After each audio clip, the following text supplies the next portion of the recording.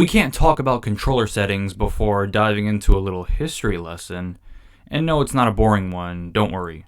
Let's go back to the year 1972. The Godfather has released in the United States. It looks so gosh darn good, right? Highly acclaimed, extremely profitable, very, very long too. Blah, blah, blah, blah, blah. And then 6 months later, humanity witnesses the birth of the very first ever video game home console with a controller that, well, let's just say it'll make your thermostat look and feel like an Apple Watch. Does the legend himself need to say more? No? Didn't think so. Oh, and a mere 9 years after Martin Luther King's iconic speech, talk about freedom to the country and freedom to the player.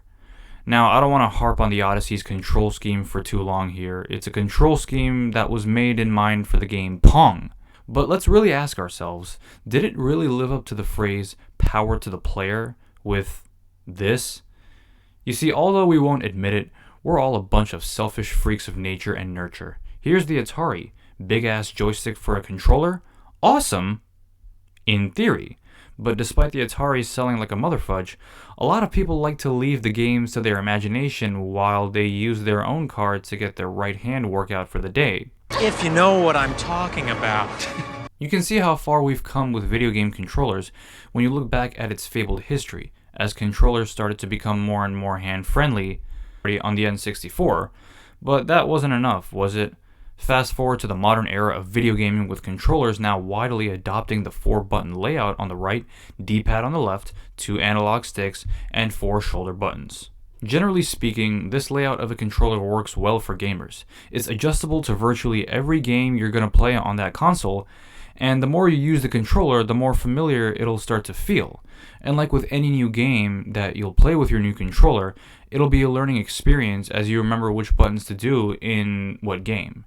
Now, if you're looking for a good brain-teasing workout, then enjoy this holy trinity, a trinity that will probably never cease to exist given all three companies' successful console runs. But, Boot. the buttons on controllers have pre-existing functions to play these games, and that may or may not cater to the video gamer's needs and wants. Now, the game devs could have been all One doesn't get. But instead, a lot of game developers basically acknowledge this by allowing you to customize your control scheme to almost however it pleases you. A fighting game like Street Fighter or Smash Bros, or with a shooter like Halo. With these games, precise button inputs are key, and since they're also highly competitive, what works best for you may not work as best for me, and every single player that is competitive has their own strong suits. In other words, each button layout that is ideal for them is highly subjective. We all got different hands here. Big, small, maybe you're missing a finger. No judgment here, man. You do you.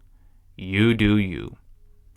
But with that said, this is a continuing trend in the gaming landscape, and the ones paving this path are, with their recent announcement a few weeks back that they're developing a controller with more accessibility for aspiring gamers who may not have all the capabilities to play with a standard modernized controller. This news is nothing but bueno. So it's not just the game developers that realize this, but also one of the big three as well. Now, of course, not all game devs will go through this massive hassle, because then I feel like that's when gaming will start feeling like a massive deviation from what it once was. I know that's kind of a weird thing to complain about and to imply, but I feel like a lot of you will understand. But you see, with every passing generation, accessibility is becoming a bigger trend that continues to get all these tech heads' attention.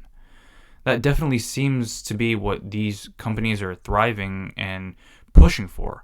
I'm guessing it's because they fully realize just how massive gaming has become now, and they simply put want to reach out to as many new possible fans as possible. Impossible. Oh no, Thanos, it's possible. So what's the point of all this?